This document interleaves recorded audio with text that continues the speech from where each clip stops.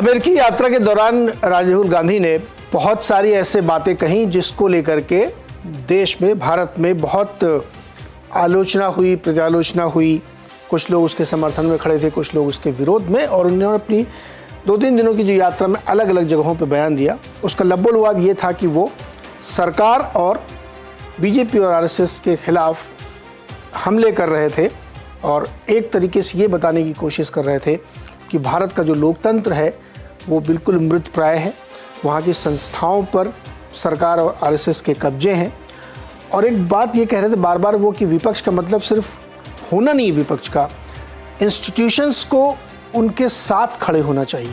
ये एक बहुत ही ऐसी बात है जिसको इंटरप्रिटेशन की ज़रूरत है। साथ ही वो ये भी कह रहे थे कि विपक्ष को अपने एक अल्टरनेट नैरेटिव्स की ज़रूरत है। तो यूएस में उस ऑडियंस के सामने इस तरह की बातें रखना, जब प्रधानमंत्री की एक यात्रा शेड्यूल है 21 से 24 जून के बीच में, जो कि बहुत महत्वपूर्ण बातचीत होने वाली है, कई सारी डिफेंस रिलेटेड चर्चाएं होनी है, कुछ हो सकता है डील्स भी हों, ऐसे में उससे कुछ समय पहले इस तरीके का माहौल बनाना एक तरीके से आलोचना को न्योता देना है और इसीलिए काफ़ी ज़्यादा उस पर बातचीत हुई। इस बीच व्हाइट हाउस की एक प्रेस कॉन्फ्रेंस में एक पत्रकार ने जब पूछा कि क्या भारत में लोकतंत्र इस तरीके से खतरे में है, तो व्हाइट हाउस के प्रवक्ता ने, जॉन किर्बी ने, ऑफिशियल स्टेटमेंट दिया।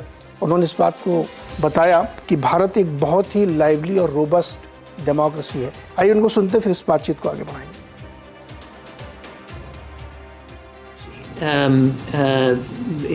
Anybody that happens to go to New Delhi can see that for themselves, and certainly I would expect that the strength and health of democratic institutions will be part of the discussion. And look, we never shy away, and you can do that with friends. You're supposed to do that with friends. You're never shy away from expressing concerns that we might have with anyone around the world. But this visit is really about advancing what is now and what we hope will be a deeper, stronger partnership and friendship going forward. तो वो कह रहे हैं कि एक बहुत ही deep relationship है हमारी रिश्तेदारी है। रिश्तेदारी इन द सेंस कि बहुत जब आप राजनीतिक या कूटनीतिक संबंधों की बातचीत करते हैं तो उसमें आप बहुत डीपली रूटेड होते हैं, तभी वो संबंध बनते हैं। तो क्या वाकई राहुल गांधी विदेश की धरती पर जाकर एक नैरेटिव बनाने की कोशिश कर रहे थे प्रधानमंत्री की यात्रा से ठीक पहले, जिसका बहुत करारा जवाब अमेरिका की तरफ से दिया गया है, सरकार की तरफ से दिया गया है?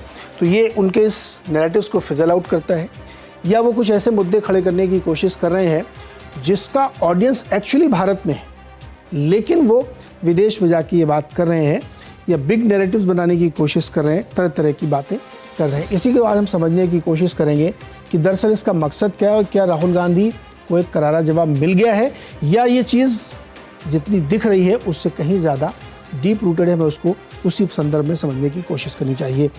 मेरे साथ बातचीत करने के लिए 4 बहुत ही वरिष्ठ लोग हैं। मैं आपका परिचय कराता हूँ। शेखर अय्यर जी हमारे साथ हैं, जो बहुत ही वरिष्ठ पत्रकार हैं और लंबे समय से दिल्ली की लुटियंस जोन्स की मैं लिबर्टी लेके कह सकता हूँ कि वहाँ की पॉलिटिक्स को समझाएं। शिवकांत शर्मा जी हमारे साथ हैं, जो बीबीसी में बहुत लंबे समय तक संपादक रहे हैं और खुद लंदन में भी रहते हैं इस समय।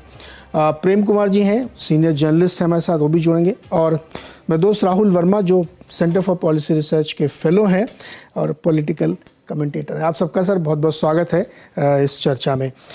शेखर सर, बहुत सीधा सिंपल सा सवाल है, लेकिन इसका जवाब मुझे पता है कि बहुत उलझा हुआ हो सकता है, या उसको समझने की कोशिश करनी चाहिए कि ये जो कुछ पिछले कुछ दिनों में हुआ, और जिसमें कि यूएस को ऑफिशियल स्टेटमेंट एक देना पड़ा इंडिया के बारे में, और जो राहुल जिस ऑडियंस को एड्रेस करना चाहते थे, मैं एकदम सिंपल लफ्ज़ों में आपसे समझना चाहता हूँ, मेरे दर्शक समझना चाहते हैं कि राहुल जो ये यात्रा कर रहे थे, जिस ऑडियंस को कैटर करने की कोशिश कर रहे थे, वो क्या थी? एक नैरेटिव बनाने की यात्रा थी, पीआर एक्सरसाइज थी, एजेंडा फॉर्मेशन था, क्या था वो?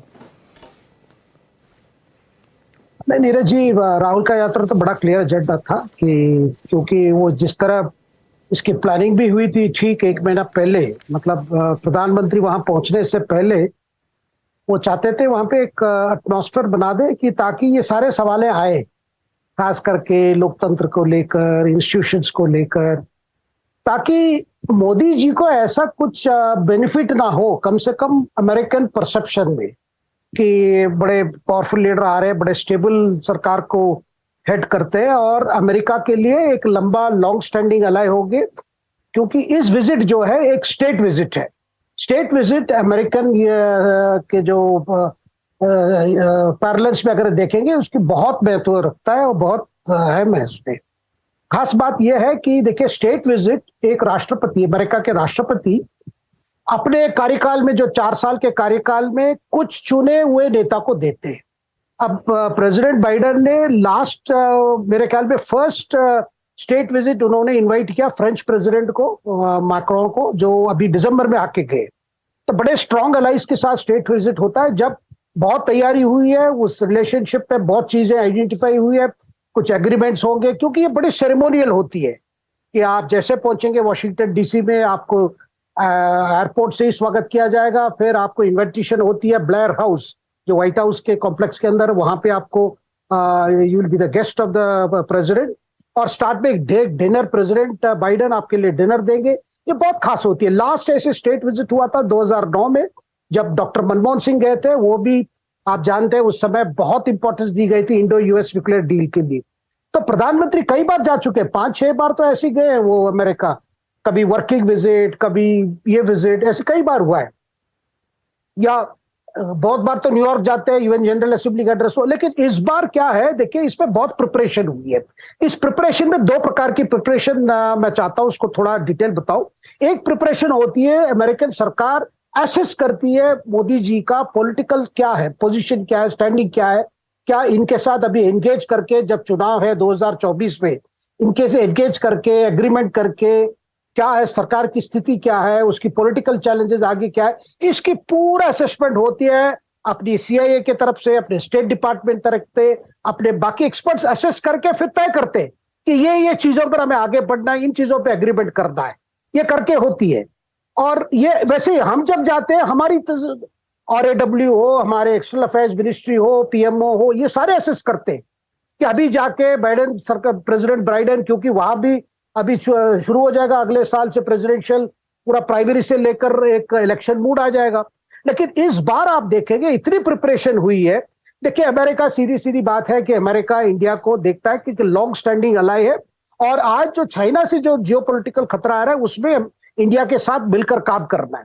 इंडिया का भी अपना एजेंडा है, यही एजेंडा है भाई, हम काफी टेक्नोलॉजी चाहते हैं क्योंकि हमको भी चाइना से मुकाबला करना है। और इस बार सारी अटेंशन उस पर है कि क्या अमेरिका अपने best of defence technology India को ट्रांसफर करेगा, उसकी मैन्युफैक्चरिंग यहाँ अलाउ करेंगे, और इससे दोनों देश के लिए क्या इकोनॉमिक स्पिन ऑफ्स होंगे, क्या ट्रेड ऑफ्स होंगे। उसमें सबसे टॉप में है जनरल इलेक्ट्रिक के जेट इंजन खरीदने का, क्योंकि हमारी लाइट कॉम्बैट एयरक्राफ्ट की इनके 12 की इंजन की जरूरत है, जो जेई अपनी जेट इंजन बनाता है, हम चाहते हैं कि वो इंजन हमें दे। इसके अलावा कई और भी हम आर्म्ड ड्रोन्स चाहते हैं, क्योंकि LOC या लाइन ऑफ एक्चुअल कंट्रोल हो, उस पर पूरा निगाह रखने के लिए, पूरा विजिलेंस रखने के लिए, सर्वेलेंस रखने के लिए आर्म्ड ड्रोन्स, जिसकी टेक्नोलॉजी हमारे पास अभी डेवलप नहीं हुई है। हमारे पास कई इंडिजिनस टेक्नोलॉजी है, हम चाहते हैं बहुत सोफिस्टिकेटेड टेक्नोलॉजी, जो टेक्नोलॉजी आजकल यूक्रेन यूज कर रहा है रशिया के खिलाफ, जो अमेरिका ने दिया हुआ है। तो ऐसी चीजें के लिए ये बहुत बैकग्राउंड के साथ हुआ है। इस समय जब अमेरिका असेस करता है, जब मोदी जी आ रहे हैं, उनकी पॉलिटिकल आज स्टॉक क्या है, इसका बिल्कुल इन्होंने एनालाइज किया है।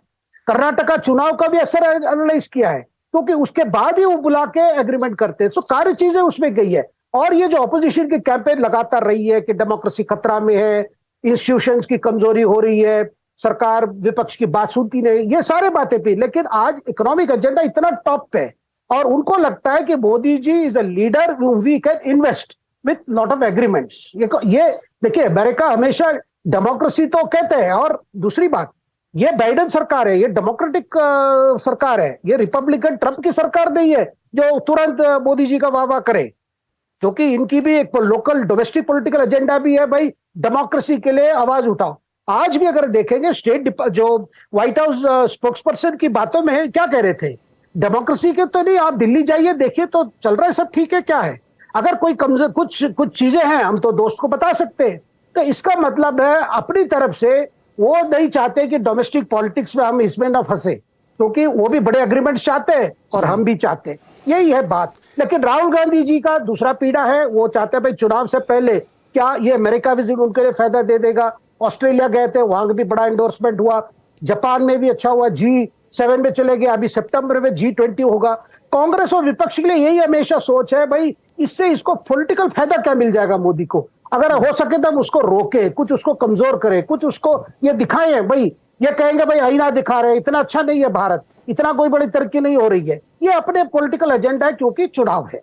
नीरज जी इससे ऐसा लगता है कि ये एक टूल किट का हिस्सा था। शिवकांत जी, जब शेखर जी कह रहे हैं कि जब कोई देश किसी पॉलिटिकल लीडरशिप, या मैं उसको और पॉलिश वे में कहूँ कि गवर्नमेंट में इन्वेस्ट करता है, जब उससे क्लोज रिलेशनशिप अपने बनाना चाहता है, इतनी टाइप करना चाहता है, ऐसे में एक राहुल जी का जो सेंस मिल रहा है मुझे कि वो टूल किट का हिस्सा है कि वार्ता से ठीक पहले, मतलब इस विजिट से ठीक पहले आप जाइए और वहाँ पे इस तरीके की बातें करिए, जिसमें कि वहाँ के स्टेट डिपार्टमेंट आके ये बयान दे कि नहीं ऐसा कुछ भी नहीं है। हम तो मैं ये मानता हूँ कि अमेरिकन आर वेरी श्रूड, इसमें कोई शक नहीं, मैं ऑन एयर कह रहा हूँ ये कि वो बहुत अच्छे से समझते हैं कि उनको किससे किस तरीके के रिलेशनशिप रखने हैं। With in this democratic government बहुत सारे लोग, इवन कमला हैरिस भी बहुत ज़्यादा प्रो इंडियंस नहीं मानी जाती, उसके बावजूद वो एक रिलेशनशिप यहाँ रखने चाहते हैं। कमज़ोर गवर्नमेंट के साथ कौन बिजनेस करेगा? ऐसे में अपोजिशन का एक लीडर जाके इस तरह की बातें कर रहा है, आपको लगता है एक टूल किट का हिस्सा है शिवकांत जी? टूल किट या नो टूल किट, देखिए ये बुनियादी बात ये है कि जो देश की स्वदेशी राजनीति होती है, जो घर की राजनीति होती है, उसको विदेश में जाकर के आप जितना मर्जी कोशिश कर लें, चुनाव आपको घर में जीतना है। आपको अमेरिका में चुनाव नहीं जीतना है, अमेरिका की जनता कुछ नहीं कर सकती उसमें। अमेरिका के या यूरोप के नेता भारत में आकर के जो उनके घर में जो राजनीति चल रही है उस पर चर्चा नहीं करते। तो ये एक तरह से हताशा की हीन भावना की कोशिश है। लेकिन ठीक है, जो मतलब उनका एजेंडा है वो अपनी तरफ से कोशिश कर रहे हैं, ये उनका हक है कि वो आकर के सरकार की आलोचना करें। लेकिन उनको ये भी देखना चाहिए कि वो सरकार की आलोचना किन मुद्दों पे कहाँ कर रहे हैं। वो मोहब्बत की दुकान खोल रहे हैं, मुझे बड़ा अच्छा लगता है, शब्द बड़ा अच्छा कॉइन कर लिया उन्होंने सुन के।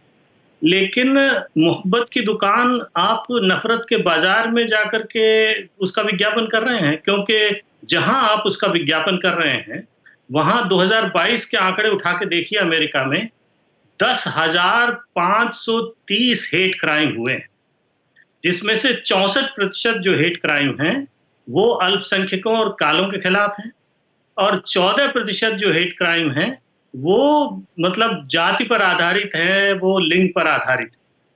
तो जहां गन जो वायलेंस है उससे 40,000 जहां मौतें हुई हैं, 6,000 जिसमें बच्चे मारे गए हैं, वहां आप मोहब्बत की दुकान का प्रचार कर रहे हैं। तो मतलब भारत की स्थितियां मुझे लगता है चाहे जितनी भी खराब हों, जैसे मैं ये मानता हूं कि ये गोरक्षा को लेकर के जो भारत में इन्होंने जो छेड़ा है, जिसकी वजह से लिंचिंग वगैरह हुई है, इसकी पूरी दुनिया में निंदा हुई है और निंदा होनी चाहिए। लेकिन आप तुलना करके देखें, आप कहाँ जाकर के कह रहे हैं? आप उस देश में जाकर कह रहे हैं जहां बंदूक मौलिक अधिकार माना जाता है, लेकिन औरत अपने शरीर पर मौलिक अधिकार नहीं रखती। जहां आप गर्भपात कानून के खिलाफ जो है, जहां अदालतें कैसे बनती हैं, जहां जज जब चुने जाते हैं तो वो राजनीतिक आधार पर चुने जाते हैं। सर्वोच्च न्यायालय के जज भी विचारधारा के आधार पर चुने जाते हैं। वहां आप अपनी न्यायपालिका पर सवाल उठा रहे हैं। वहां जाकर के आप अपने जो है लॉ एंड ऑर्डर पर सवाल उठा रहे हैं, जहां लॉ एंड ऑर्डर की यह हालत है। चुनाव आयोग पे सवाल उठा रहे हैं, जहां मतलब अमेरिका में हालत ये है, जो 50 जो राज्य हैं उनमें से करीब करीब 25 या 26 राज्य ऐसे हो गए हैं जहां कालों को जो है वो ढंग से मतदान नहीं करने दिया जाएगा। पूरी कोशिशें चल रही हैं कि लोग अपना वोट न डाल सकें, ऐसे लोग जिनको वहां की सरकारें नहीं चाहती। तो वहां जाकर के आप क्या वकालत कर रहे हैं? तो ये तो मतलब एक गलत, आप नफरत की दुकान पे, नफरत के बाजार में मोहब्बत की दुकान बेच रहे हैं। ये अपने आप में हास्यास्पद है, लेकिन ठीक है, ये उनका अपना हक है, वो कर रहे हैं। इससे कोई फर्क नहीं पड़ने वाला, क्योंकि सरकार जो है वो सरकार के साथ डील करती है। बाइडेन सरकार को चाहे मोदी सरकार कैसी भी हो, उसी से डील करना है। अब वो राहुल गांधी से तो डील नहीं कर सकती, और वो तो इस वक्त सांसद भी नहीं है, उनकी उस तरह से कोई हैसियत भी नहीं है। कांग्रेस पार्टी जरूर एक बड़ी विपक्षी पार्टी है, तो तो ये सब सोच करके उनको इस तरह की बातें करनी चाहिए, और इसका कोई बहुत ज्यादा मुझे नहीं लगता असर पड़ेगा। ये इस वक्त बड़ा हास्यास्पद लगता है। जी प्रेम कुमार जी, जब इसका कोई बहुत असर होने की संभावना नहीं दिख रही है और ऐसा लगता है कि ये बातें सिर्फ एक सरकार की या मतलब इवन आरएसएस की और बीजेपी की बदनामी करने के लिहाज से आप ऐसी जगह पे एक नैरेटिव बनाए जाए जहाँ के वोटों का भी कोई असर नहीं आपको, कि वहाँ से कुछ मतदान भी आपको हो जाएगा, तो इसका मकसद क्या है? राहुल गांधी जी का उद्देश्य क्या है? जी नीरज जी, देखिए राहुल गांधी दो देशों के बीच कोई सेतु तो है नहीं, न डिप्लोमेटिक रूप से कुछ कहने की स्थिति में। दो देशों के संबंध आपस में डिप्लोमेटिक रिश्ते से निर्धारित होते हैं, दो देश के राष्ट्राध्यक्ष बात करते हैं, उसमें तो कोई हस्तक्षेप है ही नहीं राहुल गांधी का के भाषण का, उनके वहां जाने का। वो किन को उनसे बात कर रहे हैं, किन लोगों के बीच बात कर रहे हैं? वो सब एनआरआई हैं, भारतीय मूल के हैं और सबके सगा संबंधी हिंदुस्तान में रहते हैं। और जब नरेंद्र मोदी जी जब वहां बोलते हैं सब कुछ चंगा सी, तो वो भी पॉलिटिकल ही बात होती है। तो क्या विपक्ष कुछ नहीं बोल सकता कि सब कुछ चंगा नहीं सी? ये भी बोल सकता है। तो अगर एक गलत है तो दूसरा भी गलत है। और विदेश से बाहर बोलने की नहीं बोलने की जो परंपरा रही है, वो परंपरा पहले थी लेकिन आज टूट चुकी है और इसको तोड़ा स्वयं नरेंद्र मोदी जी ने है। तो अगर गलत है तो दोनों गलत है। तो एक डेकोरम ही बना लिया जाए कि देश के बाहर कोई कुछ नहीं बोलेगा, जो पद पर है वही देश को रिप्रेजेंट करेगा। तो ऐसा नहीं है। बात यह है कि हम अपने देश की राजनीति में राहुल गांधी कुछ भी बोले, कहीं भी बोले, हम तो ये देख रहे हैं लंबे समय से नीरज जी कि राहुल गांधी या कांग्रेस को किसी अच्छे विषय पर तो बातचीत करने के लिए डिबेट में, चर्चा में लाया ही नहीं जाता। जब कभी भी राहुल गांधी को कोसना होता है तभी उस पर चर्चा होती है मुख्यधारा की मीडिया में, जबकि ऐसा विपरीत देखे तो सत्ताधारी दल के साथ नहीं होता। जब उनकी तारीफ करनी होती तभी उनकी चर्चा होती है। तो ये भी स्पष्ट है कि एक किस्म का अन्याय जो है भारत का विपक्ष झेल रहा है। हाँ, आपने संबोधन में कहा था, बहुत महत्वपूर्ण बात कही थी नीरज जी, कि राहुल गांधी जी ने जो वहां कहा कि जो संवैधानिक संस्थानें हैं या दूसरे इंस्टीट्यूशंस हैं, उनको विपक्ष का साथ देना चाहिए। ये बात निश्चित रूप से डिबेटेबल है, एक्सेप्टेबल भी नहीं हो सकता, क्योंकि संवैधानिक संस्थाओं या विभिन्न संस्थानों का ये तो हम एक्सपेक्ट कर सकते हैं कि वो विपक्ष के खिलाफ काम ना करे। इसी भाषा को ऐसे तो बोल सकते हैं कि वो किसी का इंस्ट्रूमेंट बनकर काम न करे, लेकिन वो विपक्ष के साथ या सत्ता पक्ष के साथ किसी के साथ भी वो रहे, ये बात मानी नहीं जा सकती। ये आपने बहुत जेन्युइन सवाल उठाया है, बहुत जेन्युइन बात कही है, तो ये डिबेटेबल है। मगर राहुल गांधी वहां कोई देश के खिलाफ बोल रहे हैं ऐसा नहीं है, कोई डिप्लोमेटिक रिश्ते को खराब कर रहे हैं ऐसा नहीं है। और जो बाइडेन ने जो भी कहा है वो बातचीत के माहौल को सही करने के लिए डिप्लोमेटिकली जो उनको एक राष्ट्राध्यक्ष के रूप में करना चाहिए वो कर रहे, कि हम भारत के प्रधानमंत्री आ रहे हैं तो उनके साथ बातचीत जो है एक अच्छे माहौल में हो, तो इसलिए उन्होंने डिप्लोमेसी के तहत बयान दिया है। तो सब कुछ इसमें मुझे कहाँ कौन सी बात आपत्तिजनक लग रही है, कहाँ राहुल गांधी ने अपमान कर दिया, ये मेरी समझ में तो नहीं आ रहा है नीरज। प्रेम कुमार जी, हम लोग सब लोगों ने विस्तार से इन चीज़ों को पढ़ा है, सुना है। इससे पहले जब वो ब्रिटेन गए थे वहाँ पर उन्होंने बहुत सारी बातें कही हैं, यहाँ भी उन्होंने कही हैं। या देखिए, आप ये कह सकते हैं कि भारत में शिक्षा व्यवस्था बड़ी कमज़ोर है, भ्रष्टाचार है, पढ़ाई लिखाई में लोग पिछड़े हुए हैं, स्वास्थ्य व्यवस्था है ठीक, ये क्रिटिसिज्म होता है, किसी भी गवर्नमेंट का हो सकता है। मैं तो अमेरिका का रोज़ पढ़ता हूँ, रोज़ सुबह मैं 10 क्रिटिसिज्म ऐसे कर सकता हूँ जो शायद अमेरिकन न कर पाएँ, क्योंकि मैं तो ऑब्जर्वर हूँ। लेकिन अगर मैं ये यहाँ से बैठ के कहने लगूँ या वो लोग ये कहें, राहुल जी यहाँ से जाके जब कहते हैं कि वहाँ का अल्पसंख्यक डरा हुआ है, ये स्टेटमेंट बड़ा स्टेटमेंट है सर। ये वो नहीं है कि हमारे यहाँ के अस्पतालों में पट्टियाँ नहीं है और टिंचर दवा खत्म हो गई है। जब आप ये कहते हैं कि यहाँ का अल्पसंख्यक डरा हुआ है, सरकार उनको डरा के रखती है, संस्थाएं जिनको उनके साथ खड़ा चाहिए तो उनके साथ नहीं खड़ी हैं, तानाशाही कब्जा हो चुका है, इसका मैटर होता है ना। इसी में तो कहा जा रहा है कि आप देश के खिलाफ बोल रहे हैं, जो आरोप लगाए जाते हैं। प्रेम कुमार जी, यहाँ पर नीरज जी ये बात समझिए कि ये कुछ लोग कहते हैं कि डरा हुआ नहीं है, कुछ लोग ये महसूस करते हैं कि डरा हुआ है। तो जो समुदाय डरा हुआ है, उस समुदाय के लोग क्या कहते हैं, इसकी अभिव्यक्ति कोई करेगा कि नहीं करेगा? और विपक्ष के ही लोग तो करेंगे। और कहाँ कर रहे हैं ये सवाल आप बार बार उठता है कि अमेरिका में कह रहे हैं। अरे अमेरिका में वो एनआरआईज के बीच कह रहे हैं, अपने लोगों के बीच कह रहे हैं, जिनका भारत के साथ संबंध है, जिनको चिंता होती है कि भारत में महंगाई बढ़ रही तो अपने माँ बाप मेरे कैसे रहेंगे, उनको पैसा भेजना है या उनसे पैसा लेके यहाँ पढ़ाई करनी है, तरह तरह के लोग रिश्ते हैं तो वो चिंतित समुदाय। और हमारे यहाँ बात हो रही कि एनआरआई को वोटर बनाया जाए कि नहीं बनाया जाए, तब क्या होगा? तब तो वहां वोट के लिए कैंपेन होगा। इसकी तो सब लोग वकालत करते हैं कि एनआरआई को, खास करके बीजेपी की, उनको वोट देने का अधिकार मिलना चाहिए। तब वोट देने का जब अधिकार आप देने की बात सोच रहे हैं तो भाषण सुनने का अधिकार नहीं है क्या उनका? जी नीरज। प्रेम कुमार जी, 40 लाख वोटर बनने से मुझे नहीं लगता कि लोकसभा चुनाव में कोई फर्क पड़ जाएगा, और वो भी 40 लाख आगे भारत वैसे छितरा जाएंगे, पता भी नहीं चलेगा। मैं ये कहने की कोशिश कर रहा हूँ कि जिस एजेंडे और जिस इशू को रेज करने का एक प्लेस वैल्यू होती है, वहाँ के पत्रकार ने पूछा ना फिर ये सवाल सुन के इनको, मुझे ये बताइए कि देखिए किस जगह भेदभाव होता है? क्या जब कोई स्कीम लॉन्च की जाती है तो उसमें ये तय किया जाता है कि अल्पसंख्यक इसमें पार्टिसिपेट नहीं करेंगे? बल्कि अब तो ये, मतलब मैं कोट अनकोट कह रहा हूँ, मुझे कोई फांसी न चढ़ाए, आरोप बीजेपी के ऊपर लग रहे हैं, वो तृप्तिकरण कर रहे हैं, ये आरोप लगने लगे हैं। भाई साहब प्रेम कुमार जी, आप कहाँ हैं? देखिए नीरज जी, हाँ, जितने भी यूएपीए के केसेस हुए, पॉलिटिकल लोगों में देखिए, आजम खान को देखिए, ये सब तो अन्याय के जीता जागता उदाहरण है। सुप्रीम कोर्ट ने कहा कि 88 मुकदमे इसलिए कि इसको जेल से निकलने मत दो, ये पॉलिटिकल वेंडेटा।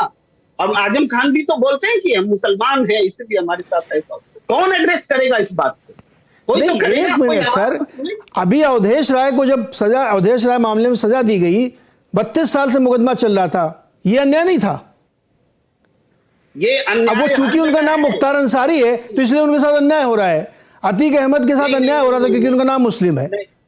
नहीं, आजम खान में और दूसरों में फर्क है कि आजम खान पॉलिटिशियन है। 88 मुकदमे एक निश्चित समय के भीतर लगाए जाते हैं। सुप्रीम कोर्ट को जमानत देने के लिए हस्तक्षेप करना पड़ता है। उनकी विधायकी उस हेट स्पीच के लिए चली जाती है जो हेट स्पीच थी ही नहीं। ये अन्याय है, कौन एड्रेस करेगा? तो ये कोर्ट का भी सवाल उठा रहे हैं आप सर? बिल्कुल सवाल उठेगा। हाँ, तो यही तो बात है ना। आलोचनाओं से परे है क्या? नहीं, कोर्ट के फैसले से असहमत हो सकती है, आपका अधिकार है, लेकिन आप उनके इंटेंट और मंतव्य पर सवाल नहीं उठा सकते कि जज साहब का इंटेंट खराब था। सिर्फ वहां पे फर्क होता है। इंटेंट तो है कि वहीं से उपचार भी मिलता है हमें, सुप्रीम कोर्ट से ही तो जमानत भी मिली, लेकिन ये कारण बताता है उपचार मिल रहा है ना सर। प्रेम कुमार जी, क्या होता है ना कि ये सामाजिक व्यवस्था में 30-40 साल तक, 25 साल तक या 10 साल तक कोई चीज रूढ़ी जो है हमको अच्छी लगने लगती है। पॉवर्टी कल्चर नाम की किताब इसी बात पे लिखी गई है। कुछ समय बाद हमको गरीबी में मजा आने लगता है। तो जो अन्याय के कानून बने हुए थे अब अनौपचारिक तौर पे, वो धीरे धीरे हमने एसिमिलेट कर लिया। मुझे लगता था इसमें कोई बुराई नहीं है। मैंने आपको एक जीता जागता उदाहरण दिया कि ये जुडिशरी से भी मेरा सवाल है, शासन व्यवस्था से सवाल है, अपोजिशन और स्टेट गवर्नमेंट से भी। हालांकि 32 साल एक मुकदमा चल रहा था, अब जाके उसका फैसला हुआ है। राहुल वर्मा जी, क्या ये, अब वापस आते हैं प्रेम कुमार जी आपके पास। राहुल वर्मा जी, ये जो पूरा सिनेरियो बनता हुआ दिख रहा है, ये अगेन वो वाला शो मुझे याद दिलाता जिसमें हम लोगों ने चर्चा की थी कि एक बहुत बड़े डिवीजन डिवाइड की तरफ है जहां पे एक नैरेटिव्स बनाया जाए जी, जिस एजेंडे के तहत काम हो रहा है। हाँ, पर प्रोपेगेंडा पॉलिटिक्स कभी एक तरफ से नहीं होती है।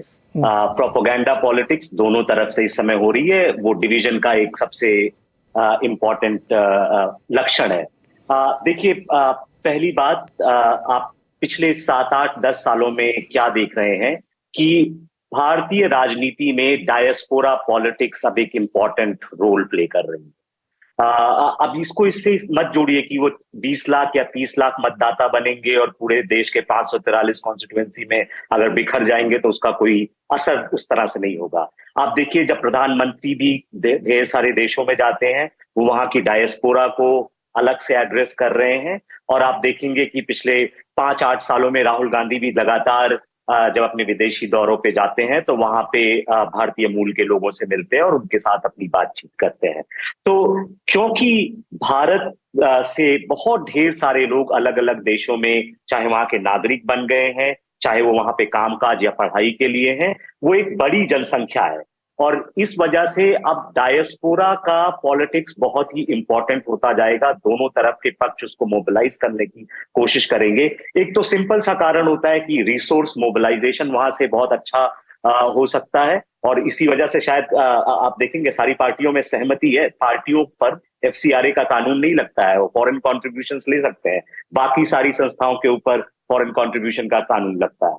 दूसरा, क्योंकि ये जो ज्यादातर और ये सिर्फ आप इंटरनेशनल माइग्रेशन में नहीं देखेंगे, इवन डोमेस्टिक माइग्रेशन में भी क्या होता है कि जो व्यक्ति घर के बाहर रहता है एक तरह से, क्योंकि वो घर के लिए कमा रहा होता है, पढ़ रहा होता है, तो वो अपनी फैमिली के अंदर एक इन्फ्लुएंस रखता है। तो आप अगर ये सोचे कि ये 40 लाख लोग हैं, पर अगर इनके 40 लाख परिवार हुए और हर परिवार में 5 लाख लोग हैं, तो 40 इंटू 5 वो अचानक से 2 करोड़ वोट हो जाता है या 2.5 करोड़ वोट हो जाता है। क्योंकि जो व्यक्ति बाहर बैठा हुआ है, अगर वो कहेगा कि ये फला नेता ज्यादा अच्छा काम कर रहे हैं, ये कर रहे हैं, सबका एक असर पड़ता है। तो डायस्पोरा पॉलिटिक्स अब इंपॉर्टेंट हो जाएगी, और उसी का आप देख रहे हैं कि दोनों मोदी साहब भी और राहुल जी दोनों जाते हैं और ये करने की कोशिश करते हैं। जो दूसरा आपका सवाल है कि क्या राहुल जी ने ऐसी कोई चीजें कह दी जिससे हम इसे देश का अपमान माने या इसे ये कहें कि ये राजनीति बाहर चली गई, तो मुझे नहीं लगता है कि वो कुछ ऐसा अलग कह रहे हैं जो वो देश में नहीं कहते थे।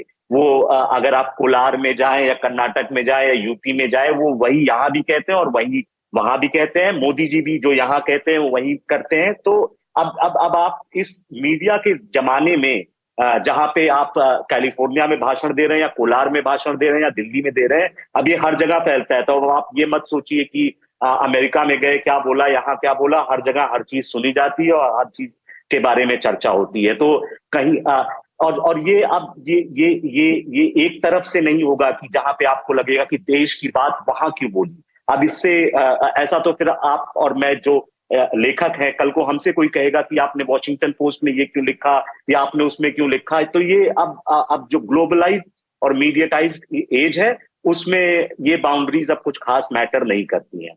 तीसरी बात आप जो थी कि यूएस के जो व्हाइट हाउस के प्रवक्ता ने ऐसा क्यों कहा। देखिए, कोई भी देश का प्रवक्ता दोनों तरह की बातें हमेशा करता है। ये दो नेताओं के आपसी संबंध फॉरेन पॉलिसी नहीं ड्राइव करते हैं। फॉरेन पॉलिसी में बहुत कंसिस्टेंसी होती है। ठीक है, अगर उस समय के जो राजनेता हैं और देश के अध्यक्ष हैं, चाहे वो यूएस के प्रेसिडेंट हो या इंडिया के प्राइम मिनिस्टर हो, अगर उनमें कुछ अच्छा पर्सनल इक्वेशन है तो उसको अलग दिशा मिलती है। पर ये अचानक से कोई फॉरेन पॉलिसी यू टर्न नहीं ले लेगी। ऐसा नहीं है कि अमेरिका हमारा बहुत अच्छा और बहुत अच्छा दोस्त रहा है। मतलब हम 1990 तक या 1996 तक शिकायत करते रहते थे कि अमेरिका लगातार पाकिस्तान को शह देता रहता है। तो आप ये ना समझे कि एक उनके बयान से हमारी दोस्ती में कोई खास प्रगांडता आ जाएगी, क्योंकि 4 महीने पहले इसी यूएस स्टेट डिपार्टमेंट का एक रिलीज था कि इंडिया में रिलीजियस माइनॉरिटीज का सिचुएशन बहुत ही कंसर्नफुल है।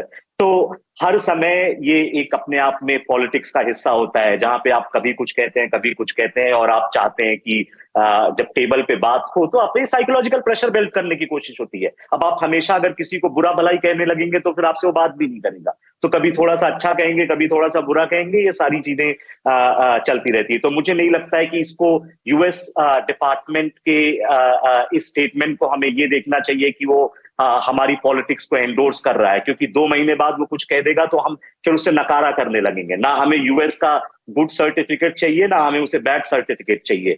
हमारी डेमोक्रेसी कहाँ अच्छा कर रही है, कहाँ नहीं कर रही है, उसे मुझे और आपको अच्छे से सोचना होगा, हमारे राजनेताओं को सोचना होगा, और हमें उनसे अकाउंटेबिलिटी लेनी होगी। हमें यूएस स्टेट डिपार्टमेंट के सर्टिफिकेट की जरूरत नहीं है कि हमारे यहाँ क्या अच्छा चल रहा है, क्या नहीं अच्छा चल रहा है।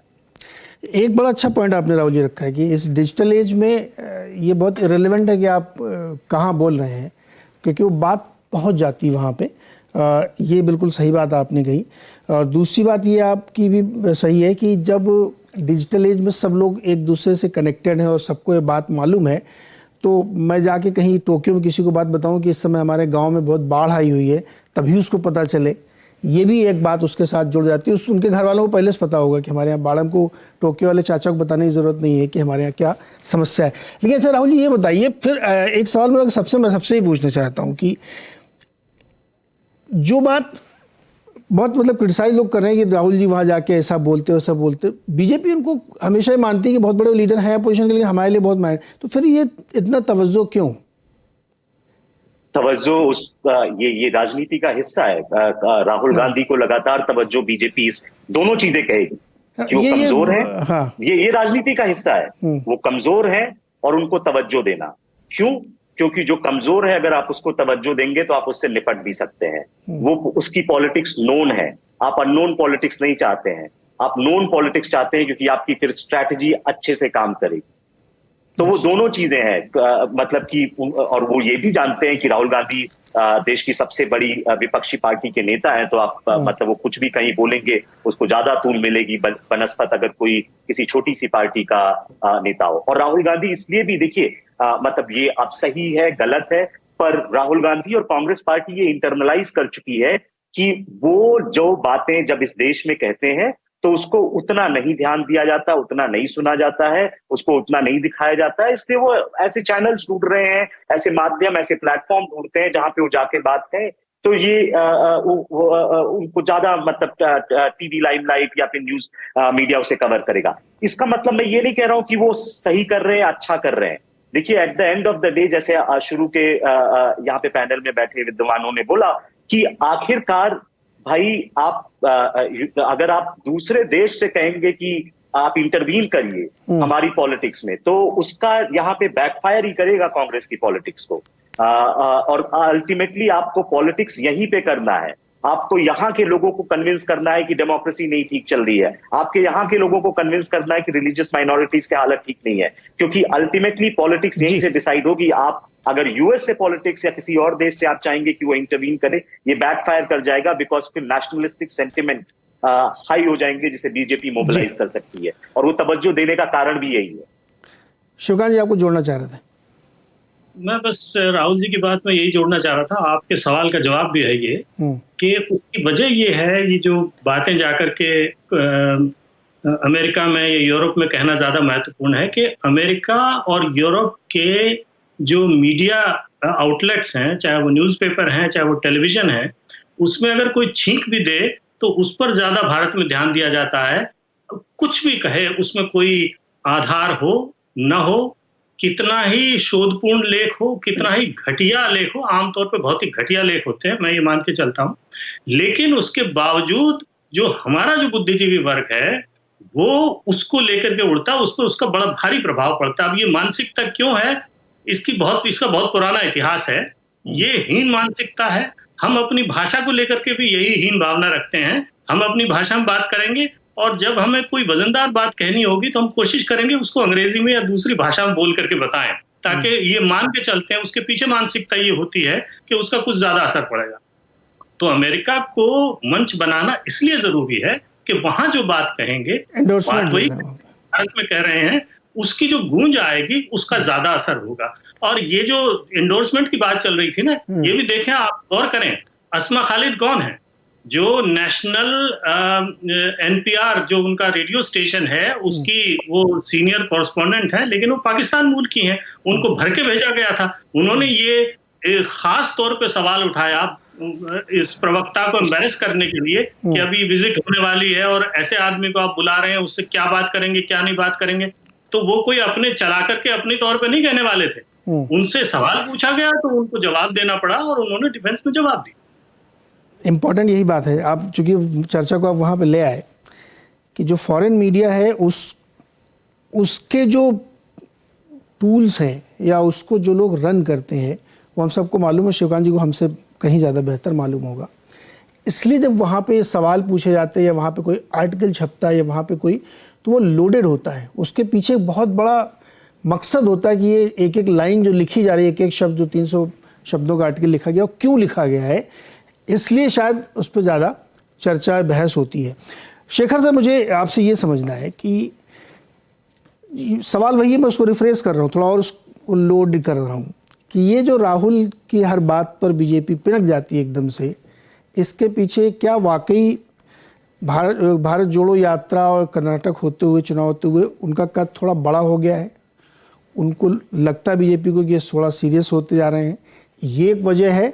या दूसरा वजह ये हो सकती है कि इनके साथ फाइट करना ज्यादा आसान है, इसलिए इनको तवज्जो देते रहो, इनको लाइमलाइट में लाते रहो? जैसे अभी राहुल वर्मा जी कह रहे थे, ये दोनों कारण हैं। देखिए, एक तो कर्नाटक चुनाव के बाद मैं मानता हूं कि राहुल जी का भारत जोड़ो यात्रा का कोई ज्यादा असर नहीं था कर्नाटक चुनाव में। कर्नाटक चुनाव का लोकल कंडीशन की वजह से, लोकल फैक्टर्स जो थे, जो एंटी इनकम्बेंसी इश्यूज थे बीजेपी के खिलाफ, उसकी वजह से। लेकिन बीजेपी को लग रहा है कि देखिए, अब बात आई थी भाई इसको क्यों इतनी इंपॉर्टेंस दे रहे हैं। देखिए, कर्नाटक चुनाव के बाद, खास करके भारत जोड़ो यात्रा पर, राहुल खुद अपने ऊपर ज्यादा इंपॉर्टेंस देना शुरू कर दिए। ये सबसे बड़ा चेंज आ रहा है। पहले तो उनको लग रहा था पावर पॉइजन है, भाई दूर रहो। फिर लगा कि भाई, आज अमेरिका में भी एक भाषण में देख रहा था, अभी इस बार भी बोले कि पावर हो सकता है लेकिन उसमें फोर्स नहीं होगा। मतलब आपको पावर के साथ फोर्स जोड़ने के लिए और कुछ करना पड़ेगा। अवश्य ये चीजें बहुत लोग समझ नहीं पाए, मैं भी पूरा उसको समझ नहीं पाया हूं, क्या पावर है, फोर्स नहीं है। लेकिन सवाल यह है कि राहुल गांधी खुद स्वयं को अभी बहुत अपने आप को सीरियसली माना शुरू कर दिए, क्योंकि जिस तरह उनको रेस्पॉन्स मिला भारत जोड़ो यात्रा में, जिस तरह उनकी पर्सनैलिटी की चेंज हुई, जो नेता कभी दिखाई नहीं दे रहे थे, भाई आम लोगों से मिल रहे, सबसे चाय पी रहे, कभी ट्रक में बैठ रहे, कभी किसी के साथ साइकिल पे जा रहे, किसी बच्चे को गोद में ले लिया, ये जो पब्लिक एक्सपोजर इतना हुआ, उसका रेस्पॉन्स जो इनको मिला, देखिए वो पर्सनल रिस्पॉन्स और उनकी पर्सनैलिटी चेंज में जो रोल रहा, कहीं ना कहीं राहुल जी को भी लग रहा है भाई जो पहले उनकी जो सोच थी राजनीति को लेकर, जिम्मेदारी लेने को लेकर, उसमें भी बदलाव आ रही है। और लोग ये भी कह रहे हैं, जैसे 2018 में राजस्थान, छत्तीसगढ़ और मध्य प्रदेश चुनाव में जो बीजेपी जीतने के बाद, मतलब कांग्रेस जीतने के बाद ही वो फिर राष्ट्रीय अध्यक्ष बने कांग्रेस के, वैसे हो सकता है इस साल के अंत तक फिर मल्लिकार्जुन खड़गे अपने इनके लिए पद ये इस्तीफा कर दे और ये टेक ओवर कर जाए 2024 चुनाव पहले। देखिए, पॉलिटिक्स बड़ी डायनेमिक चल रही है और बीजेपी हमेशा किसी नेता को एडजस्टमेंट नहीं करती है, इसी इलेक्शन को भी वो लाइटली नहीं लेती है। इसलिए आप देख रहे हैं, कोई बाई इलेक्शन हो, कोई विधानसभा चुनाव हो, वो हमेशा वही सीरियसनेस लाती है, जो सीरियसनेस और एग्रेशन जो हमेशा पार्लियामेंट्री इलेक्शन में दिखाती है, जिसके वजह से विपक्ष की तरफ से यही है, भाई हमारे प्रधानमंत्री बीजेपी केवल चुनाव के बारे में सोचते हैं, केवल हमेशा इलेक्शन मोड में है। तो इसलिए राहुल गांधी जी को सीरियसली लेना, देखिए वो अलग बात है, ये बात भी जो राहुल वर्मा जी ने भी कहा था कि भाई सीरियसली लेकर ही वो इजीली उनको ये कर सकते हैं। लेकिन राहुल गांधी भी अपनी स्ट्रेटेजी बदल रहे हैं और मुझे जितनी जानकारी मिली है, ये जितने जो इनकी टूर रही है यूएस में, ज्यादातर उनका ऑडियंस एक सेट ऑडियंस था। वो ऑडियंस अलग है, जो ऑडियंस नरेंद्र मोदी जी को जो मिलता है वो अलग ऑडियंस है, यहाँ पे ऑडियंस दूसरा था। और आपने भी देखा होगा, जिसके कोऑर्डिनेटर जो ऑर्गेनाइज कर रहे थे वो पर्टिकुलर सेक्शन के थे, करेक्ट, जो कभी मोदी जी के में नहीं जाएंगे। और ये भी खबर थी भाई इतना भरा नहीं था ऑडिटोरियम्स, क्योंकि मैं ये भी रिपोर्ट्स देखे, जैसे मेकआउट हो रहा वैसा नहीं है, ये अलग ऑडियंस है, अलग ये है। और देखिए, कांग्रेस का एक बड़ा इंपॉर्टेंट पॉलिसी डिसीजन है भाई, जो माइनॉरिटीज वोट जो कांग्रेस से चली गई थी राज्य उसको किसी तरह पहले ले आना है, क्योंकि उसकी बड़ी रिजल्ट मिली है उनकी कर्नाटका में।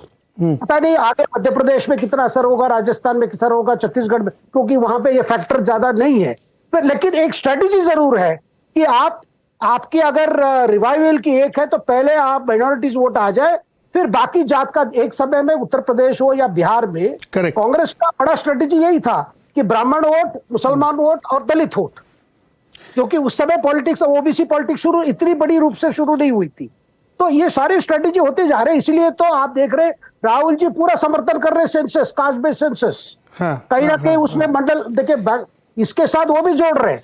जैसे ओबीसी का भी क्या होता है, मुसलमान और दलित, किसी तरह ये दोनों को इकट्ठा कर दो, कुछ परसेंटेज आ जाएगा। इलेक्ट्रल अरिथमेटिक कैलकुलेशन है इसमें जरूर। हाँ, ये बिल्कुल सही बात है आपकी। और इसमें तो मतलब खुल के मुझे लगता है कांग्रेस की ये स्ट्रेटजी है कि मुस्लिम वोट जो उनसे छिटक गया था उसको वापस लाया जाए और पूरा एन ब्लॉक में लाया जाए। शायद इसीलिए ममता बनर्जी, अखिलेश यादव, ये सब थोड़ा सा अनमने से रहते हैं हमेशा, क्योंकि उनको लगता है कि ये चंग अगर मेरे हाथ से निकल गया तो हमारी वो तो बहुत बुरी स्थिति होने वाली है। और कांग्रेस में डेफिनेटली गेनर ही होगी, इसमें कोई शक नहीं है। छोटा सा एक ब्रेक लेता हूँ, लौट के आता हूँ। प्रेम कुमार जी आपके पास, कि जो भी शेखर जी ने कहा कि फोर्स भी चाहिए, वो क्या है, वो आपको अगर समझा तो मुझे बताइएगा। छोटे से ब्रेक के बाद लौट के आता है तुरंत।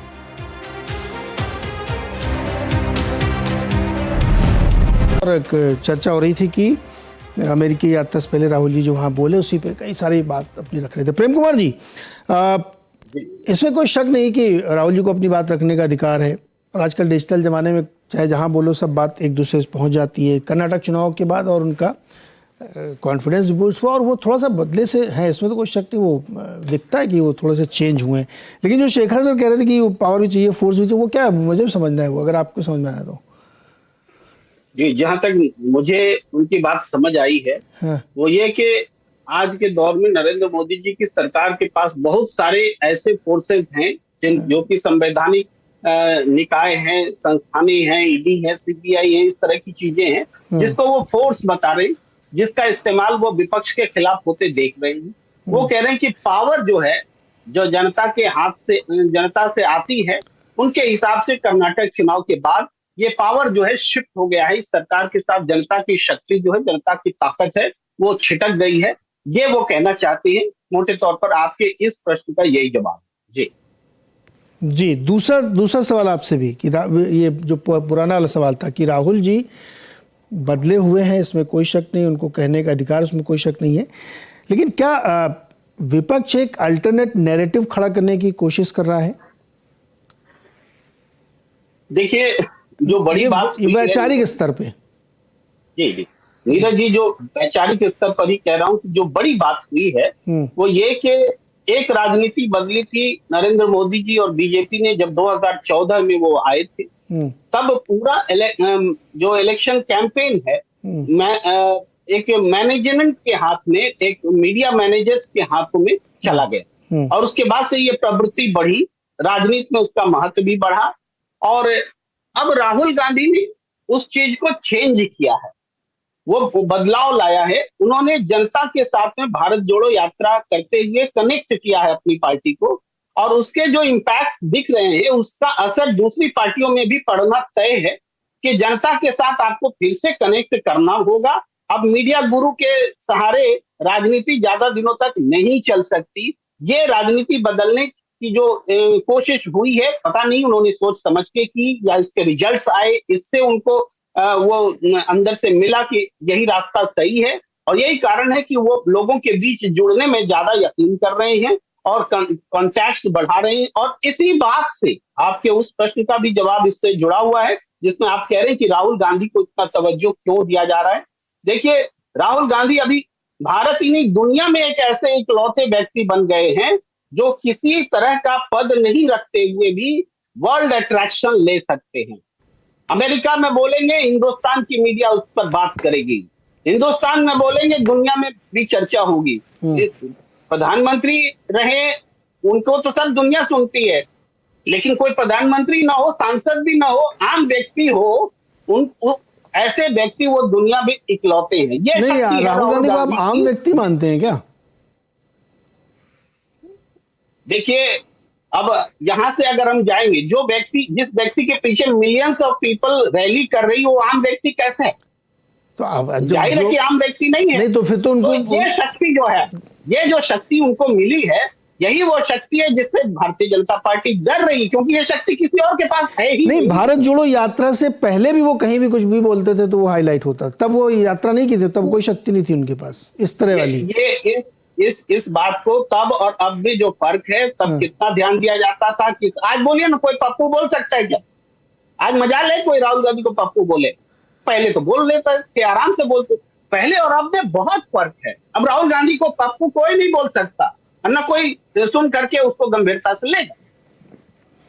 नहीं, राहुल वर्मा जी, आप इसको कुछ ऐड करेंगे? मैं ये कह रहा हूँ कि राहुल जी पहले भी उतने ही अटेंशन लेते थे अखबारों में, मीडिया में। हाँ जी, क्योंकि देखिए, ये एक बहुत कड़वा सच है सर, मतलब बहुत पॉलिश बात करते हैं ना हम लोग, तो फिर वो उसका मजा खत्म हो जाता है। राहुल जी एक ऐसे डायनेस्ट फैमिली से आते हैं जिसने इस देश पे दशकों तक राज किया है। उनको उनके जन्म से लेकर के आज तक उनकी हर चीज़ को लोग जानते हैं, किस फैमिली से आते जानते हैं, इसलिए उनको तवज्जो मिलती है। सही बात है ना। हाँ, ये थोड़ी भारत यात्रा की इसके बाद से वो उनको दुनिया भर के अखबार छापने लगे, पहले से छापते थे वो। हाँ बिल्कुल, देखिए मतलब राहुल गांधी को तवज्जो सिंपल सी इस बात की वजह से ही मिलती है क्योंकि वो कांग्रेस के डी फैक्टो पावर सेंटर है। मतलब आप अगर इसे दूसरी तरह से देखें तो कांग्रेस पार्टी के अंदर उनकी बात का ज्यादा महत्व रहेगा, चाहे वो सुबह बिना सोचे उठें और बोल दें कुछ, बजाय कांग्रेस पार्टी की पूरी वर्किंग कमेटी पूरे एक दिन मंथन करने के बाद कुछ कहे। तो राहुल गांधी की जो बात का तवज्जो है वो इस वजह से है क्योंकि पार्टी पर उनकी कमांड है और वो सिर्फ पॉलिटिकल डायनेस्टी की वजह से आती है। दूसरी चीज, मैं ये नहीं मानता हूं, इसके अभी कोई इस तरह के मजबूत साक्ष्य नहीं है कि भारत जोड़ो यात्रा के बाद राहुल गांधी की पॉपुलैरिटी में बहुत ज्यादा इजाफा हो गया है या कांग्रेस पार्टी के साथ बहुत ज्यादा जनता का जुड़ाव हो गया है। कर्नाटक चुनाव में हो सकता है भारत जोड़ो यात्रा का थोड़ा बहुत असर रहा हो, बट लार्जली वो स्टेट इलेक्शंस के जो स्टेट पॉलिटिक्स का डायनेमिक्स था उसकी वजह से डिटरमिन हुआ है, और राज्य में कई राज्यों के आने वाले चुनाव में भी ये सब होने जा रहा है। तीसरी चीज, और मुझे ये भी मतलब थोड़ा बहुत शायद कोई भी व्यक्ति अगर इतनी बड़ी यात्रा करेगा, इतने लोगों से मिलेगा और उसका इतना ज्यादा चर्चा होगी तो थोड़ा बहुत उसके मतलब लहजे, ढंग, बातचीत करने के तरीके और इन सब में बदलाव आ जाता है। पर ऐसा नहीं है कि 2021 के राहुल गांधी और 2023 के राहुल गांधी में कोई जमीन आसमान का अंतर आ गया हो। वो इन्हीं तरह की बातें पहले भी करते थे। मैं प्रेम की बातें करता हूँ। आपको याद होगा कि लोकसभा के अंदर वो प्रधानमंत्री को जाकर भाषण देने के बाद गले लगा लिए थे कि मुझे किसी से नफरत नहीं है। तो ऐसा नहीं है कि कोई नई बात कहने लगे हैं, वो यही बात पहले भी करते थे और यही बात आज भी कह रहे हैं। इसका ये मतलब मैं कतई नहीं कह रहा हूँ कि राहुल गांधी एक बड़े नेता नहीं है और एक सीरियस नेता नहीं है और एक बड़े पार्टी के नेता नहीं है। तो कांग्रेस मुख्य विपक्षी दल है और ऐसा माना जाता है कि अगर कांग्रेस की सरकार आएगी तो उसमें राहुल गांधी एक मुख्य भूमिका में होंगे, इसलिए उन्हें हमेशा तवज्जो। देखिए, वो अध्यक्ष नहीं है या सांसद नहीं है, इससे कोई फर्क नहीं पड़ता। अभी भी देखिए ना, कर्नाटक में जब इतना झंझट चल रहा था कि कौन सीएम बनेगा, तो मिलने किससे आए वो? राहुल जी से, सोनिया जी से। क्यों मिलने आए थे भाई? वो तो सांसद भी नहीं है, कुछ भी नहीं है पार्टी में, वो तो क्यों मिल रहे थे आप? तो ये मतलब कुछ चीज़ें ऐसी होती है जो हमें स्वीकार करके स्पष्टता से बोलनी चाहिए। शिवकांत जी, मैं ये जानना चाहता हूँ कि भारत जोड़ो यात्रा जो थी उसका लाभ हानि के हम लोग कैलकुलेशन करें, लेकिन एक चीज़ तो इस्टेब्लिश कर दिया कि मुस्लिम पोलराइजेशन तो मैसेज दे दिया गया है और वो असर कर्नाटक चुनाव में साफ आपको दिखा। लेकिन मेरा सवाल ये, क्या बीजेपी के लिए एक पोटेंशियल थ्रेट है जिस वजह से इतना तवज्जो दिया जा रहा है, या फिर वो दूसरी वाली थ्योरी की जितना राहुल जी को आप ऊपर रखेंगे, 1-on-1 होगा तो उनको हराना आसान होगा? मुझे लगता है दूसरी वाली थ्योरी ज्यादा इस वक्त संगत है इस मामले में। जहां तक मुस्लिम वोट की बात है, वो भारतीय जनता पार्टी पहले भी कोई बहुत उसके प्रति आश्वस्त नहीं थी। कुछ पॉकेट्स को छोड़ के, कुछ प्रतिशत को छोड़ के थोड़े थोड़े लोग वोट देने लगे हैं। भारतीय जनता पार्टी ने जिस तरह का काम किया है उससे उनको उम्मीद भी नहीं रखनी चाहिए कि वो मुस्लिम वोट कोई उनको मिलेगा। और ये कांग्रेस ने, शिवकांत जी, कांग्रेस ने ये इंश्योर कर दिया है कि मुस्लिमों को Samajwadi party, Bahujan Samaj party, Janata Dal, secular, TMC, JDU को वोट देने के बजाय हमको देना चाहिए क्योंकि मैं नेशनल पार्टी हूं, मैं आपकी रक्षा करूंगा। ये उन्होंने हासिल कर लिया है। ये बात सही है। ये बात कर्नाटक के मामले में इसलिए सही थी कि जिन पार्टियों का आप नाम ले रहे हैं उन पार्टियों का वजूद कर्नाटक में नहीं, तो इसलिए कर्नाटक में और कोई विकल्प नहीं था। लेकिन बाकी जगह मुझे नहीं लगता अभी ये बात वहां तक गई है, क्योंकि बाकी उत्तर प्रदेश में जब चुनाव होगा या बंगाल में जब चुनाव होगा तब बाकी पार्टियां जो हैं वो भी अपना प्रभाव रखती हैं और मुझे लगता है तब वोट बटेगा। ये हो सकता है कि जब आम चुनाव हो तो आम चुनाव को देखते हुए अगर उम्मीदवारों को लेकर के आपस में कोई इनका समझौता न हो तो मतलब बात बिगड़ सकती है। अगर समझौता हो गया तब फिर यह है कि एक मुश्त कांग्रेस के उम्मीदवार या जिसका भी उम्मीदवार खड़ा होगा उनके पक्ष में चुनाव जाए। लेकिन देखिए, हास्यास्पद स्थिति ये है कि कुछ अल्पसंख्यकों को या कुछ जातियों को लामबंद करना तो मोहब्बत है, और बाकी जो है, जो बचे हुए लोग हैं उनको लामबंद करना, चाहे डरा के करें या कुछ भी करके करें, वो जो है नफरत है। तो ये कहाँ का सिद्धांत है, कौन सा न्याय है, ये मेरी समझ में अभी तक नहीं आया। लेकिन ये भारत में चलता है, तो जब तक चल रहा है तो राजनीति में चलेगा। लोगों को धीरे धीरे बात समझ में आएगी कि असल में देखिए, अगर ब्रिटेन से कोई जाता है या फ्रांस से कोई जाता है या जर्मनी से कोई विपक्षी नेता जाता है, तो वो ये नहीं कहता वहां जाकर के साहब वहां मुझसे नफरत की जा रही है, वहां हमारे अल्पसंख्यकों को दबोचा जा रहा है या नफरत की राजनीति फैलाई जा रही है। वो वहां जाकर के बात ये करता है कि आप जो है, हमारे यहाँ बेरोजगारी है, हमारे यहाँ महंगाई है, रूस का खतरा है, अंतर्राष्ट्रीय जो है नेटो की मदद आप जारी रखेंगे नहीं रखेंगे, हमारे यहाँ रोजगार कैसे बढ़ेंगे, आपने इतने सारे प्रतिबंध लगा रखे हैं, आप जो है इस्पात पे ड्यूटी लगा देते हैं, वो कैसे बंद करेंगे। तो इस तरह की बातें होती है। तो कामकाज की तो कोई बात होती ही नहीं है। हमारे यहाँ बाहर जाते हैं तो अपने अंदर जो है एक दूसरे के साथ जो धक्का मुक्की चल रही है उस पर जाके आप बात करते हैं। आप ये नहीं पूछते कि हम बेरोजगार हैं, हमारे यहाँ बहुत बेरोजगारी है, अमेरिका उसमें क्या कर सकता है। ये नहीं पूछते कि हमें बहुत जल्दी आर्थिक विकास की जरूरत है, अमेरिका उसमें क्या कर सकता है। हम ये नहीं पूछते कि पर्यावरण के मारे हमारा बुरा हाल है, आपने पूरा जो है प्रदूषण बिखेरा हुआ है, हमारे यहाँ ये हाल चल रहा है, तो उसको अगर हम खुद भी सुलटें तो उसमें आप हमारी क्या मदद कर सकते हो। इस तरह के गंभीर विषय पे कोई बात नहीं करेगा। वहां जाकर के ये करेंगे कि साहब मैं मोहब्बत वाला हूं, मैं ये वाला हूं, मैं वो वाला हूं, और जो है वो सामाजिक न्याय होना चाहिए, ये बंटवारा होना चाहिए। अरे भाई पहले कमा तो लो, बंटवारा तो बाद में कर लेना ना। जी सर। शेखर सर, छोटा जवाब से ये सवाल बार बार आता है, जो अभी शिवकांत जी कह रहे थे ना कि कंस्ट्रक्टिव पॉलिटिक्स अपोजिशन या पोजीशन की तरफ से क्यों होनी चाहिए, फेवर वाली पॉलिटिक्स होनी चाहिए जिससे पोलराइज किया सकते। ये जैसे बार बार लोग कहते हैं कि विकास डेवलपमेंट इशूज़, जैसे अभी शिवकांत जी कह रहे थे कि एनवायरनमेंट के इशूज़ पे, गरीबी के इशूज़ पे, हेल्थ के इशूज़ पे, एजुकेशन के इशूज़ पे, इस पे भारतीय समाज जो इतना कॉम्प्लिकेटेड है, इस पे वोट बटोरना बड़ा कठिन काम है। तो इसलिए शायद ये अपोजिशन वालों ने मान लिया कि उस पर मिलेगा नहीं, तो रिएक्शनरी पॉलिटिक्स करो, काउंटर नैरेटिव खड़ा करो। अगर बीजेपी हिंदुत्व की बात करेगी तो हम माइनॉरिटी की तरफ खड़े हो जाएंगे। अगर आप स्वच्छता की बात करेंगे तो हम मानेंगे नहीं, हम आपकी आलोचना करेंगे। शेखर सर, बहुत छोटा जवाब चाहिए। बस एक ही लाइन में मैं कह सकता हूं, वंदे भारत जब चलती है कुछ राज्यों में क्यों पत्थर फेंकते हैं, कौन है लोग को पत्थर फेंकते हैं, समझ गए ना। तो वैसे ही मैं देख रहा हूं कि कहीं ना कहीं नैरेटिव कैसे बदले। उनको यही लगता है कि भाई नैरेटिव एक साइड पर है, और एक नैरेटिव जब प्रधानमंत्री मोदी जी जब बोलते हैं किसी इश्यू, देखिए प्राइम मिनिस्टर केवल कई चीजों पर बोलते हैं। वो ऑस्ट्रेलिया जाए, अमेरिका जाए, इस बार दोबारा यूएस कांग्रेस ने उन्हें बुलाया भाषण देने के लिए, सेकंड टाइम ही has been invited to address US Congress. ये अपने आप में, और यूएस कांग्रेस में तो अलग अलग विचार के सब लोग हैं जो जॉइंट इनवाइट जो भेजे हैं, आप देखिए सब उनके जो मेजॉरिटी लीडर है, माइनॉरिटी लीडर, सब ने उस पर ये किए। तो देखिए नैरेटिव को लेकर उनको लग रहा है, और विपक्ष को लग रहा है कि भाई नैरेटिव जो मोदी जी का जो नैरेटिव है उसको हम कैसे काउंटर करें।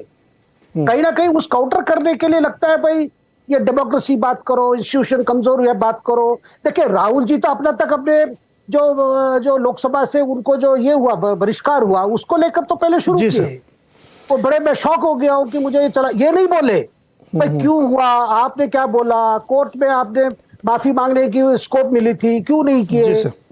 एक डिफेमेशन में आपने लोकसभा सीट खोल लिए। तो ये खैर हम लोग इसको एक दिन और विस्तार करते हैं कि ये जो एक्सट्रीम पे ले जाइए ना, देखते हैं उसमें मजा आता है और जूस निकालते हैं उसका, वो वाली बात है यहाँ पे।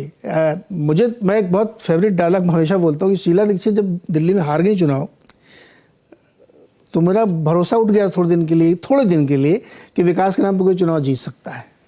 तो इसलिए मुझे लगता है कि जितना पोलराइज करके, जितना बढ़िया पैकेजिंग करके माल बेच सकते हैं, जनता उसकी तरफ चली जाती है।